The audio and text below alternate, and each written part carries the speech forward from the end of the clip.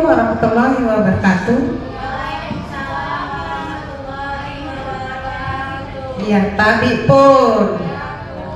Ya, saya di sini perwakilan dari SG34 ya, dan Bu Okta untuk menyampaikan pembelajaran mendalam yang kami dapatkan selama 1 minggu ya, dari hari Minggu sampai hari Jumat. Nah, sebelumnya kami minta maaf apabila ada kekurangan yang kami sampaikan atau sesuatu yang mungkin belum kami pahami sepenuhnya gitu ya. Bagi yang bisa atau ingin menanggapi boleh nanti ya, terutama Bu Yani, kayaknya udah statusnya udah banyak gitu ya, mengerti tentang pembelajaran mendalam. Oke. Pembelajaran mendalam di sini ya, pembelajaran di dalam di sini yaitu merupakan pendekatan yang memuliakan dengan menekankan pada penciptaan suasana belajar dan proses mana tadi? Dia mau udah pindah aja. Berkesadaran, bermakna dan mengembirakan melalui olah pikir, olah hati, olah rasa dan olahraga secara holistik dan terpadu. Ya. Nah, itu pengertiannya. Nah, pembelajaran mendalam ya, ini ada yang seperti saya bilang tadi, yaitu poinnya berkesadaran, bermakna, menggembirakan, olah pikir, olah hati, olah rasa dan olahraga. Jadi kita dalam pembelajaran harus ada 7 ini ya. Jangan sampai anak-anak merasa tertekan ataupun merasa tidak senang, tidak gembira ketika melaksanakan pembelajaran. Nah, tetapi kita juga tetap ada perwujudan dan ada juga profil kelulusan, yaitu ada 8 dimensi ya. Nanti kita jelaskan secara lebih ini lagi, detail lagi.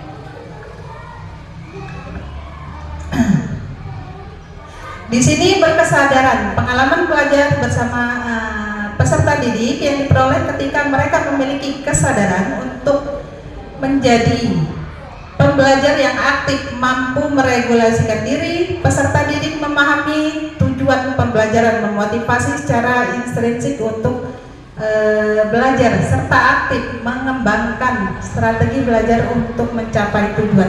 Intinya kita mau mencapai tujuan itu ya, pertama itu berkesadaran dulu ya. Nah, yang kedua yaitu untuk bermakna. Bermakna di sini yaitu dari hal-hal yang kita pelajari untuk kehidupan. Jadi kita gimana caranya peserta didik ketika kita menyampaikan materi kita kita hubungkan dengan kehidupan kita sehari-hari seperti itu, agar peserta didik kita atau siswa-siswi kita ya bisa mengerti langsung, bisa memahami dan mengerti apa yang kita sampaikan. Nah, menggembirakan di sini yaitu pembelajaran yang merupakan suasana belajar yang positif, menyenangkan dan menantang, dan memotivasi peserta didik merasa dihargai atas keterlibatan dan kontribusinya pada proses pembelajaran. Peserta didik terhubung secara emosional sehingga lebih mudah memahami, mengingat dan menerapkan pengetahuan. Nah, itu ya. Terus yang selanjutnya olah pikir, yaitu merupakan proses pendidikan yang berfokus pada pengasahan akal budi dan kemampuan kognitif seperti kemampuan untuk memahami, menganalisis dan juga memecahkan masalah ya. Terus ada juga olah rasa. Olah rasa yaitu sebagai proses pendidikan yang bertujuan untuk mengembangkan kepekaan, estetika, empati dan juga kemampuan menghargai keindahan serta hubungan antar manusia. Olahraga merupakan bagian dari pendidikan yang bertujuan untuk menjaga dan meningkatkan kesehatan fisik, kekuatan tubuh serta membentuk karakteristik melalui kegiatan jasmani. Oke, yang berikutnya, nah di sini ada kayak apa ya, lapisan gitu ya, pembelajaran mendalam, yaitu tentang ada yang dimensi kelulusan, terus ada praktik pedagogis itu yang paling luar, terus ada memahami, mengaplikasi, dan merefleksi. Terus bagian dalamnya lagi ada penalaran kritis, kolaboratif, kesehatan, komunikatif, kemandirian, kreativitas, dan kewargaan ya.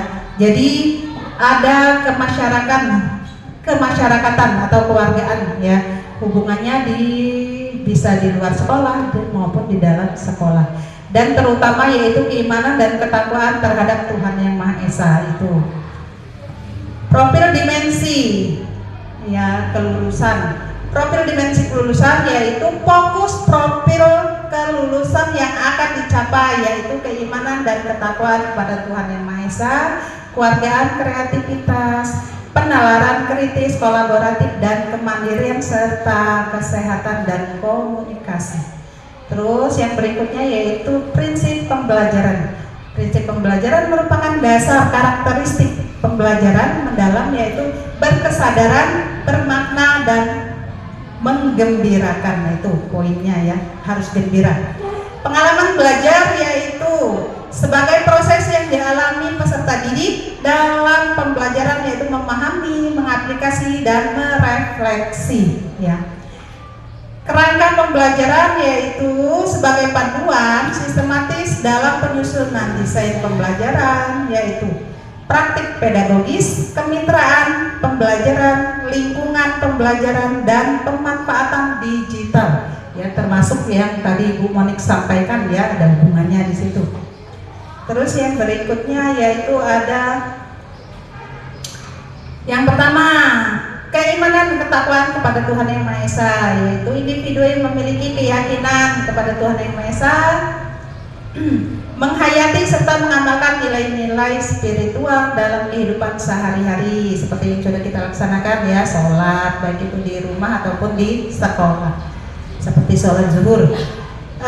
Untuk kewargaan, individu memiliki rasa cinta tanah air serta menghargai keberagaman budaya, mentaati aturan dan norma sosial dalam kehidupan bermasyarakat, memiliki kepedulian, tanggung jawab sosial, serta komitmen untuk menyelesaikan masalah nyata yang berkaitan dengan keberlanjutan kehidupan, lingkungan, dan harmoni antar bangsa dalam konteks kebinekaan global. Yang ketiga yaitu penalaran kritis, mampu berpikir secara logis, analitis, dan reflektif dalam memahami, mengevaluasi, serta memproses informasi untuk menyelesaikan masalah. Kreativitas yaitu berpikir secara inovatif, fleksibel, dan orisinil dalam mengolah ide atau informasi untuk menciptakan solusi yang unik dan bermanfaat ya, baik itu untuk diri dia sendiri ataupun untuk lingkungan ya. Kolaboratif yaitu mampu bekerja sama secara efektif dengan orang lain secara gotong royong untuk mencapai tujuan bersama melalui pembagian peran dan tanggung jawab. Terus yang berikutnya yaitu kemandirian. Kemandirian yang mampu bertanggung jawab, proses harus belajarnya sendiri dengan menunjukkan kemampuan untuk mengambil inisiatif, mengatasi hambatan, dan juga menyelesaikan tugas secara tepat tanpa bergantung kepada orang lain ya. Kecuali dia tidak bisa, baru bisa meminta bantuan kepada teman ataupun guru. Yang ketujuh yaitu kesehatan. Individu yang memiliki fisik yang prima, bugar, sehat, dan mampu menjaga keseimbangan, kesehatan mental dan juga fisik untuk mewujudkan kesejahteraan lahir dan batin.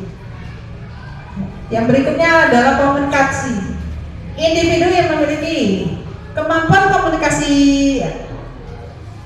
intrapribadi untuk melakukan refleksi dan antar pribadi untuk menyampaikan ide, gagasan, dan informasi lisan maupun tulisan serta berinteraksi secara efektif sebagai dalam berbagai situasi ya.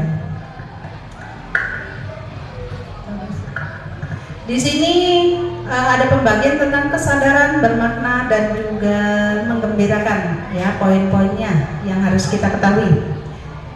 Untuk berkesadaran agak kurang jelas. Untuk berkesadaran di sini ada 7 ya. Yang pertama, kenyamanan peserta didik dalam belajar. Nah, yang kedua, fokus, konsentrasi dan perhatian. Yang berikutnya, yang ketiga, kesadaran terhadap proses berpikir. Yang keempat, kesempatan peserta didik untuk menentukan pilihan dan memiliki alasan atas pilihannya. Yang kelima, keterlibatan peserta didik dalam mengembangkan strategi belajarnya. Yang keenam, keterbukaan terhadap perspektif baru. Yang terakhir, pengetahuan terhadap keingintahuan terhadap pengetahuan dan pengalaman baru. Itu untuk berkesadaran. Sedangkan yang bermakna di sini ada kontekstual atau relevan dengan kehidupan nyata. Yang pertama, yang kedua, keterlibatan peserta didik berperan dalam pemecahan masalah atau isu terdekat di kehidupan nyata. Yang ketiga, keterlibatan dengan pengalaman sebelumnya. Yang keempat, kebermanfaatan pengalaman belajar untuk diterapkan dalam konteks baru. Yang berikutnya, keterkaitan dengan bidang ilmu lain. Dan terakhir, belajar sepanjang hayat. Menggembirakan yang pertama ya, lingkungan belajar yang interaktif. Yang kedua, aktivitas pembelajaran yang menarik minat dan rasa ingin tahu ya. Yang ketiga, menginspirasi. Yang keempat, tantangan yang memotivasi. Yang kelima, tercapainya keberhasilan belajar. Yang terakhir, memberikan ruang untuk prakarsa kreatif sesuai dengan bakat minat dan perkembangan. Baik, yang berikutnya itu memahami, mengaplikasikan dan merefleksi ya.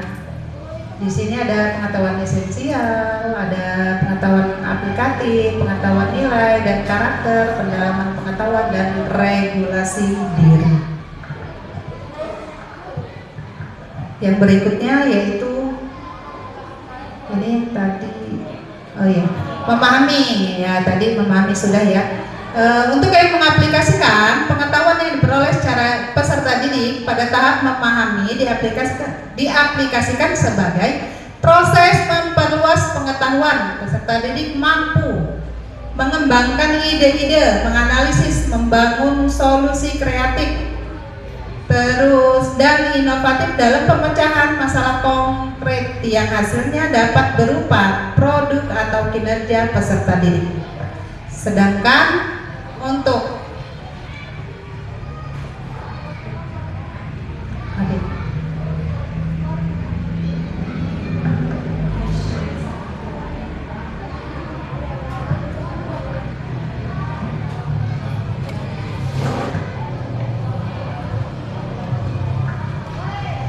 yang berikutnya yaitu merefleksi. Tahap merefleksi melibatkan regulasi diri sebagai kemampuan individu untuk mengelola proses belajarnya secara mandiri, yaitu perencanaan, pelaksanaan, pengawasan, dan evaluasi terhadap cara belajar mereka. Merefleksikan pengetahuan artinya peserta didik memperluas dan menerapkan ide atau solusi baru dari diri dia sendiri ya Bu ya. Oke, yang berikutnya ada jenis pengetahuan, karakteristik dan juga contohnya. Di sini jenis pengetahuannya misalnya pengetahuan esensial, ada pengetahuan aplikatif dan juga pengetahuan nilai dan karakter. Untuk karakteristiknya yaitu Ada hubungan pengetahuan baru dengan pengetahuan sebelumnya. Terus menstimulasi proses berpikir peserta didik. Yang ketiga, menghubungkan dengan konteks nyata dan atau kehidupan sehari-hari. Yang berikutnya yaitu memberikan kebebasan eksploratif dan kolaboratif. Yang kelima, menanamkan nilai-nilai moral dan etika dan nilai positif lainnya. Terakhir, mengaitkan pembelajaran dengan pembentukan karakteristik peserta didik. Sedangkan contohnya di sini ada ya, yaitu yang pertama, mengeksplorasi pengalaman-pengalaman peserta didik terhadap permasalahan solusi di masyarakat sebelum menyampaikan topik permasalahan sosial pada pembelajaran IPS. Nah, IPS ini banyak dan juga IPA biasanya ya. Yang kedua, memberikan data kemiskinan di Indonesia serta meminta peserta didik untuk memahami dan memberikan tanggapannya. Itu contohnya ya. Jadi melibatkan peserta didik kita dalam kehidupan sehari-hari, biasanya di awal-awal pembelajaran. Oke. Untuk yang berikutnya,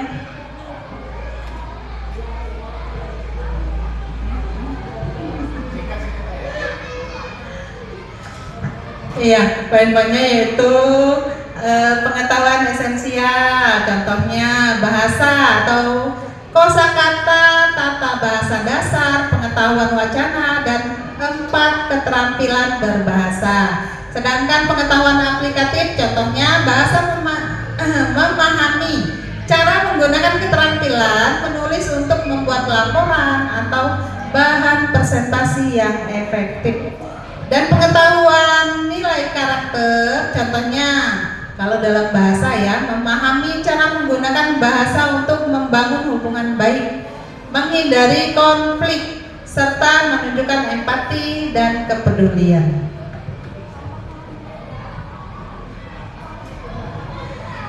Terus yang berikutnya itu pendalaman pengetahuan, ada karakteristik ya, dan juga contohnya. Kalau karakteristik ini menghubungkan, menerapkan, mengembangkan, berpikir kritis. Contohnya ada di situ, dasar peserta didik memahami bentuk umum peserta linear dan cara menyelesaikannya. Sedangkan pendalaman pengetahuan, peserta didik menerapkan persamaan linear dalam masalah keuangan seperti menghitung keuntungan bisnis atau menentukan titik invest dalam penjualan produk ya. Ini biasanya kelas 3 atau lebih mendekati ke SMP kebanyakan ya. Oke, di sini ada kerangka pembelajaran.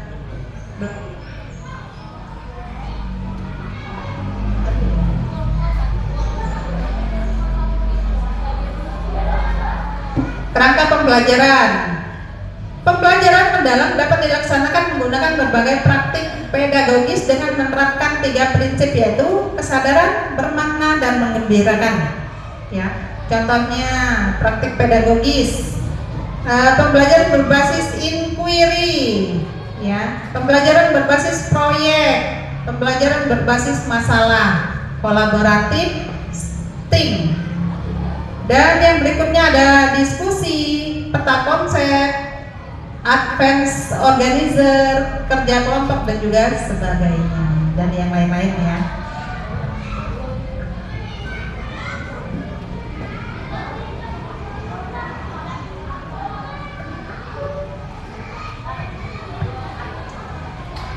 Yang berikutnya yaitu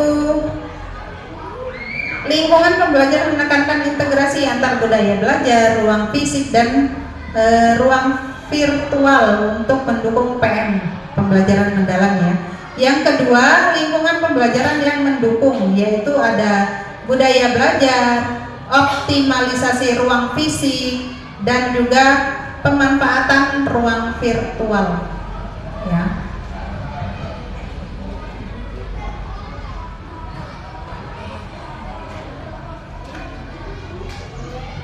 Ya. Contoh perencanaan teknologi Teknologi digital dapat dimanfaatkan dalam perencanaan, pelaksanaan, dan asesmen pembelajaran. Peserta didik mendapatkan pengalaman belajar yang lebih interaktif, fleksibel, dan juga kolaboratif. Contohnya perencanaan pembelajaran, yaitu merancang dan mengelola kelas digital, manajemen perencanaan pembelajaran berbasis proyek, desain bahan ajar visual dan infografis, pembuatan konten interaktif seperti kuis dan simulasi, pemanfaatan kecerdasan artifisial, serta aplikasi desain instruksional dan perencanaan pembelajaran lainnya. Yang kedua, pelaksanaan pembelajaran, contohnya yaitu sinkronus, ya, kolaboratif daring, pembelajaran asinkronus, laman sumber belajar, pustakawan digital, pemanfaatan kecerdasan artifisial, video edukasi, multimedia interaktif, simulasi dan animasi, gamifikasi dan kuis serta sumber lainnya. Untuk asesmen pembelajaran, pembuatan tes otomatis, evaluasi orisinil dan kualitas tulisan, tes formatif berbasis interaktif, pemanfaatan kecerdasan artifisial, pengelolaan portofolio digital, dan sebagainya. Yang terakhir, aktivator, kolaborator, dan pengembang budaya belajar. Aktivator itu adalah guru menstimulasi peserta didik untuk mencapai tujuan pembelajaran dan kriteria kesuksesan pembelajaran dengan berbagai strategi serta memberikan umpan balik untuk menstimulasi setiap level pencapaian yang lebih tinggi. Sedangkan yang kolaboratif, yaitu tugasnya guru membangun kolaboratif inquiry dengan peserta didik, rekan sejawat, keluarga, masyarakat, mitra profesi, dan dudika. Dalam mitra lainnya, dalam mengembangkan dan berbagi pengalaman nyata dalam penerapan pembelajaran mendalam ini, ya. Yang ketiga, pengembangan budaya belajar, yaitu di sini guru memberikan kepercayaan dan juga peluang mengambil resiko kepada peserta didik untuk mengembangkan kreativitas dan berinovasi, dan juga melibatkan peserta didik dalam mengembangkan pengalaman belajar serta menciptakan lingkungan pembelajaran yang mendukung pembelajaran mendalam ini, ya. Ya, cukup sekian yang saya sampaikan. Untuk lebih ininya lagi bisa dibaca, ya. Siapa tahu masih kurang jelas, sudah saya kirim materinya di grup family, ya. Untuk yang berikutnya akan disampaikan oleh Bu Okta. Saya akhiri, wabillahi taufiq wal hidayah. Wassalamualaikum warahmatullahi wabarakatuh.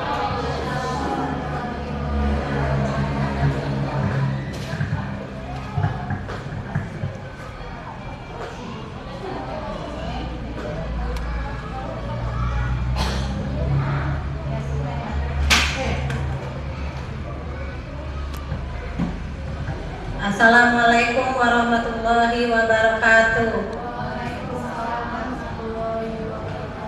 Yang saya hormati Bu Kepala Sekolah UPTD SD Negeri 34 Gedung Tataan, dan yang saya hormati Bapak Ibu Guru UPTD SD Negeri 34 Gedung Tataan. Di sini saya akan menyampaikan hasil dari pembelajaran mendalam saya selama 1 minggu yang saya dapatkan kemarin. Di sini saya akan menjelaskan tentang asesmen dalam pembelajaran mendalam.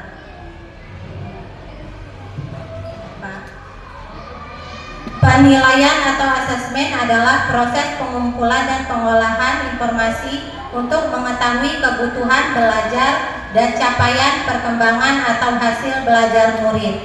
Asesmen dapat menggunakan beragam teknik atau instrumen penilaian yang sesuai dengan tujuan belajar. Prinsip asesmen di sini ada berkeadilan, edukatif, objektif.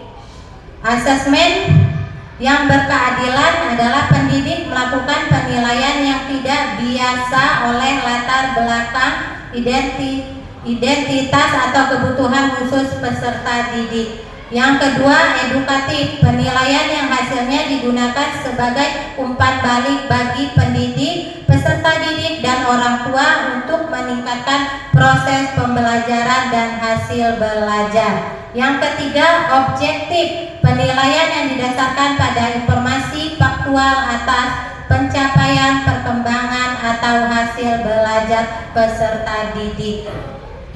Asesmen pada pembelajaran mendalam ada dua, yaitu asesmen formatif, asesmen sumatif. Asesmen formatif yaitu asesmen yang bertujuan untuk memberikan informasi atau umpan balik bagi peserta didik untuk memperbaiki proses belajar. Di sini asesmen formatif bisa dilakukan pada saat asesmen di awal pembelajaran, asesmen di dalam proses pembelajaran. Yang kedua, asesmen sumatif, yaitu asesmen yang dilakukan untuk memastikan ketercapaian tujuan pembelajaran. Pada jenjang pendidikan dasar dan menengah, asesmen ini bertujuan untuk menilai pencapaian hasil belajar murid sebagai dasar penentu kenaikan kelas dan kelulusan dari satuan pendidikan.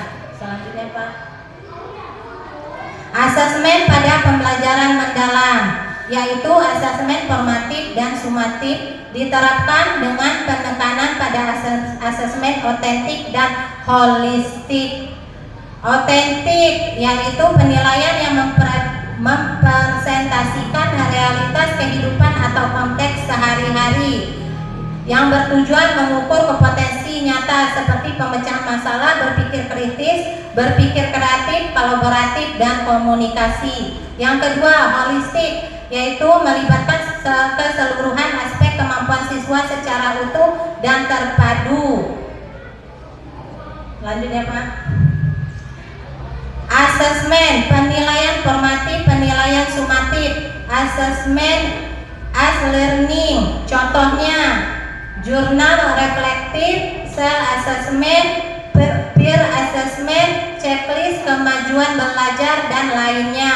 Yang kedua, asesmen for learning, asesmen untuk perbaikan proses pembelajaran, contohnya peta konsep, umpan balik, formatif, classroom assessment, teaching note, absorpsi, dan lainnya. Yang ketiga, assessment of learning, asesmen mengukur capaian pembelajaran murid pada akhir pembelajaran, contoh tes lisan, tes tertulis, laporan, penilaian proyek, portofolio, dan lainnya. Oke, Pak. Contoh teknik asesmen, yang pertama observasi, proyek, tes lisan, kinerja, tes tertulis, penugasan, penilaian diri, penilaian antar teman, portofolio. Ayo, Pak. Guru mengembangkan asesmen pembelajaran dalam PM dapat mengacu pada taksonomi Solo atau taksonomi lainnya yang bertujuan untuk yang pertama memahami sejauh mana kedalaman pemahaman telah dicapai, yang kedua merancang aktivitas belajar dengan mendorong siswa untuk naik ke tingkat pemahaman yang lebih kompleks, yang ketiga memberikan umpan balik yang lebih tepat sasaran berdasarkan level pemahaman. Lanjut ya, Pak.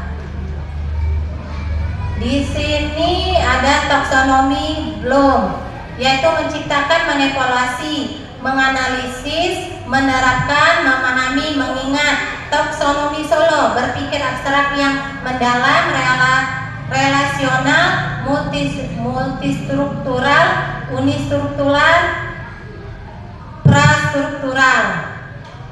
Pengalaman belajar PM, merefleksikan, mengaplikasi, memahami. Deskripsi, memperluas dan menerapkan ide, menghubungkan ide-ide, memiliki banyak ide, mengingat kembali, belum memahami. Ayo, Pak.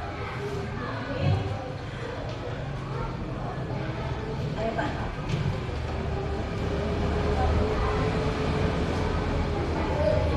Contoh pengalaman PM pada ranah afektif psikomotor Di sini ada merefleksikan, mengaplikasikan, memahami, afektif, psikomotor, sikap dan perilaku dalam pembelajaran yang menunjukkan bagaimana peserta didik menerima, merespon, menghargai, mengorganisasi dan menginternalisasi nilai-nilai dalam kehidupan mereka. Contoh, guru memfasilitasi diskusi tentang isu sosial dan meminta peserta didik untuk menuliskan refleksi tentang sikap mereka. Psikomotor, keterampilan fisik, koordinasi gerakan atau tindakan nyata dalam pembelajaran yang melibatkan aktivitas motorik seperti tindakan fisik dan praktik langsung. Contohnya, peserta didik mempraktikkan keterampilan dalam situasi yang menyerupai dunia nyata seperti simulasi jual beli di pasar atau simulasi debat. Ya, berikutnya Pak, PPT.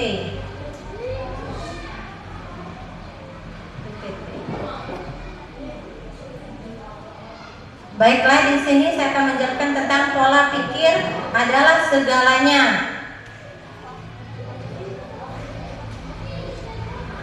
Pola pikir, tindakan, hasil. Pola pikir akan mendikte tindakan yang dilakukan serta akan menentukan hasil yang diperoleh. Pola pikir lebih penting dari keterampilan. Pola pikir atau mindset adalah fondasi dari keterampilan. Pola pikir merupakan cara melihat dan cara berpikir saat menghadapi masalah. Berperan untuk memperluas cara seseorang dalam melihat. Di sini ada jenis-jenis pola pikir, yaitu growth mindset dan fixed mindset. Keyakinan bahwa kecerdasan dan keterampilan bisa dikembangkan lewat belajar dan berusaha. Itu yaitu growth mindset. Yang fixed mindsetnya yaitu keyakinan bahwa kecerdasan dan keterampilan bersifat tetap yang tidak banyak bisa diubah. Pola pikir tetap vs pola pikir bertumbuh. Kalau pola pikir tetap di sini yaitu menghindar, menyerang, mubazir, serangan, ancaman. Kalau pola pikir bertumbuh di sini ada menerima, bertahan, peluang, informasi, inspirasi. Ayo Pak, lanjut. Dari pola pikir tetap, di sini ada belajar cara mengenali suara atau pola pikir tetap.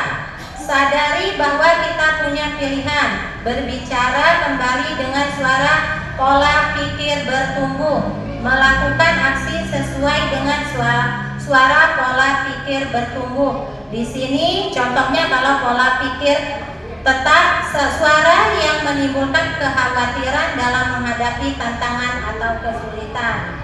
Misalnya, kalau kita ngerasa tidak mampu, itu pola pikir tetap, kita tidak berkembang kalau pola pikir tetap.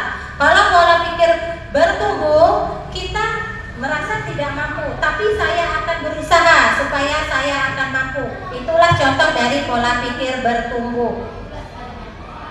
Ya, itu ya, pola pikir tetap dan pola pikir bertumbuh. Lanjutnya Pak. Suara pola pikir tetap, kalau saya gagal, kalau ini tetap ya contohnya, kalau saya gagal berarti saya tidak mampu. Tetapi kalau di suara pola pikir bertumbuh, kalau saya gagal berarti saya harus belajar lalu mencoba lagi. Yang kedua, saya akan menolak saat menerima tugas yang belum pernah saya kerjakan, sebab resiko untuk gagal akan besar. Di pola pikir bertumbuh, saya akan menerima pekerjaan yang belum pernah saya kerjakan, sebab ini adalah peluang untuk belajar dan mengembangkan potensi. Yang ketiga, kesalahan menunjukkan kelemahan saya sehingga harus dihindari demi menjaga nama baik. Kalau di pola pikir bertumbuh, kesalahan merupakan sebuah proses belajar dan peluang untuk meningkatkan potensi diri. Pujian pribadi dan pujian proses. Cara guru memberikan pujian atau kritik juga menjadi faktor yang sangat menentukan tipe pola pikir yang akan terbentuk pada muridnya. Dua pujian berikut ini ternyata memberikan dampak yang sangat berlawanan. Kamu pasti pintar, pujian pribadi, dan kamu pasti sudah bekerja keras, itu pujian protes.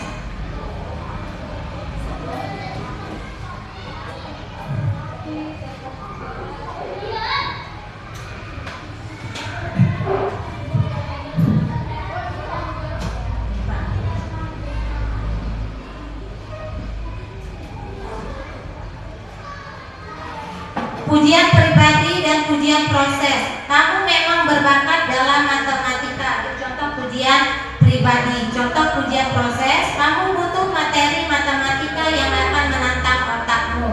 Yang kedua, kamu pintar sekali. Kamu telah menggunakan strategi yang tepat untuk menjawab soal ini. Yang ketiga, kamu anak yang baik. Kamu patut diapresiasi untuk usahamu yang sangat baik. Yang keempat, wow, kamu seorang seniman yang luar biasa. Kamu telah memperlihatkan hasil latihan melukismu selama ini. Yang kelima, kamu memang terlahir menjadi seorang penulis. Kamu mampu memilih kata-kata yang sangat baik dalam tulisanmu. Pola pikir bertumbuh dalam pembelajaran mendalam. Di sini ada dimensi profil lulusan, prinsip pembelajaran, pengalaman belajar, kerangka pembelajaran. Dimensi profil lulusan yaitu ada 8, yaitu dimensi fokus profil lulusan yang akan dicapaikan yaitu keimanan dan ketakwaan terhadap Tuhan Yang Maha Esa, kewarganegaraan, kreativitas, penalaran kritis, kolaborasi, kemandirian, kesehatan, dan komunikasi. Prinsip pembelajaran di sini ada 3, yaitu berkesadaran, bermakna, menggembirakan. Yang berikutnya pengalaman belajar ada 3, memahami, mengaplikasi, merefleksi. Kerangka pembelajaran di sini ada praktik pedagogis, kemitraan pembelajaran, lingkungan pembelajaran, dan pemanfaatan digital. Kerangka pembelajaran di sini ada praktik pedagogis, lingkungan pembelajaran, kemitraan pembelajaran, pemanfaatan digital. Pengalaman belajar di sini ada memahami, mengaplikasi, merefleksikan. Prinsip pembelajaran berkesadaran, bermakna, menggembirakan. Profil lulusan, kreativitas, penalaran kritis, komunikasi, kolaborasi, kemandirian. Baiklah, di sini saya akan menjelaskan tentang inquiry. Di sini saya akan menjelaskan tentang inquiry, kolaboratif.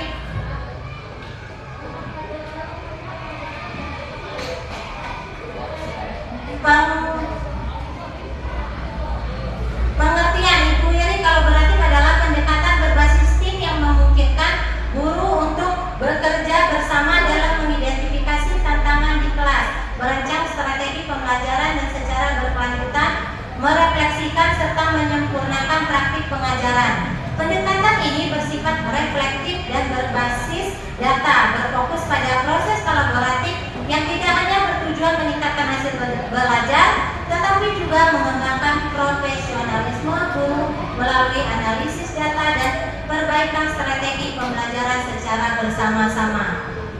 Prinsip inquiry kolaboratif yang pertama berbasis data dan bukti, yang kedua kolaborasi yang setara dan bermakna, yang ketiga budaya profesional yang terbuka dan reflektif, yang keempat tertutup tetapi fleksibel. Prinsip inquiry yang kelima fokus pada pembelajaran dan hasil murid, yang keenam pembelajaran berkelanjutan di tempat kerja, yang ketujuh kontekstual dan responsif. Nilai-nilai dalam melakukan inquiry kolaboratif.